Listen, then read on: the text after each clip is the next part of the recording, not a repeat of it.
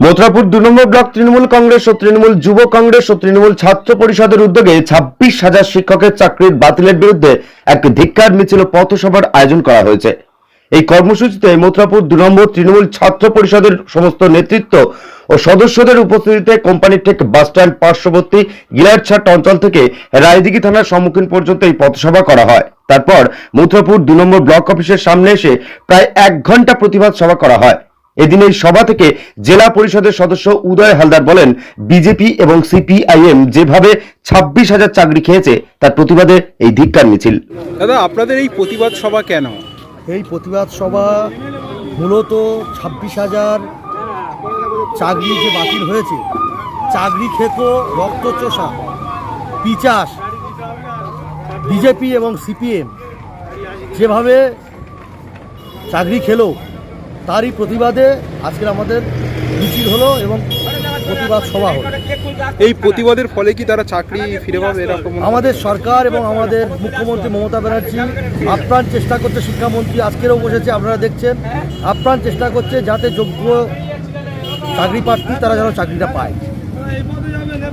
উদয় Haldar, block Trinamool যুব কংগ্রেস সভাপতি ও দক্ষিণ জেলা পরিষদ সদস্য। Thank you.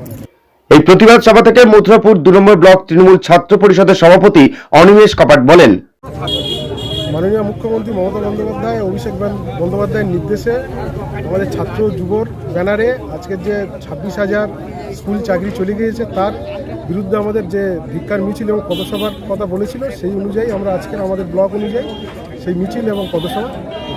চাকরি কি ওদের ফিরিয়ে দেওয়ার কি বার্তা দিচ্ছে? দিদি রিসেন্ট নেতাজি এন্ডের ওদেরকে নিয়ে একটা মিটিং করেছে এবং দিদি আশ্বাস দিয়েছে, মানে জানবেন কিছু না কিছু দিদি ব্যবস্থা করবে। দিদির ওপর আমাদের পূর্ণ ভরসা আছে। ঠিক আছে। এই প্রতিবাদ সভা থেকে রায়দিঘি বিধানসভার বিধায়ক ডক্টর অলোক জলদাতা বলেন, 26,000 যে শিক্ষক বাতিল হয়েছে তাদের পাশে আছেন আমাদের মুখ্যমন্ত্রী মমতা বন্দ্যোপাধ্যায়। অবশ্যই আপনারা দেখছেন যে আমাদের বিকাল 3টে থেকে প্রতিবাদ র্যালি হয়েছে।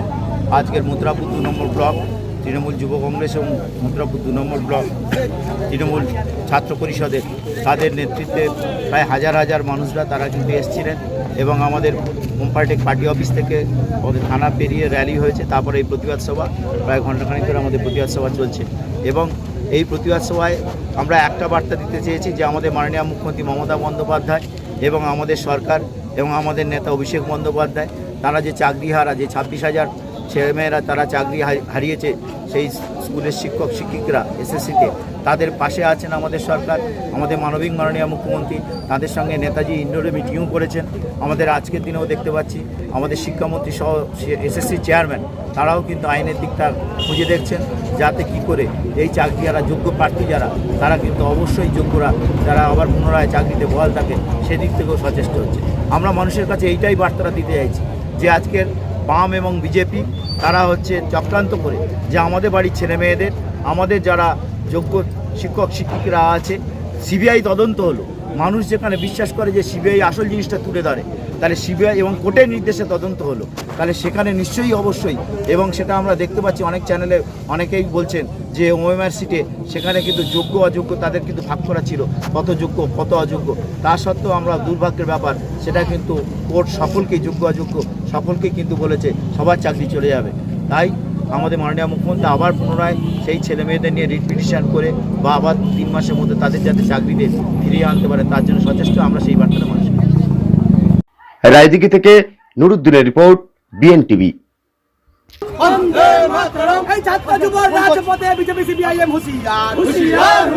এই চাকরি খেকো বিকাশ ভাই, যোগ্য প্রার্থীদের কেন চাকরি হারাতে হয়, এই বাংলা জবাব চাই।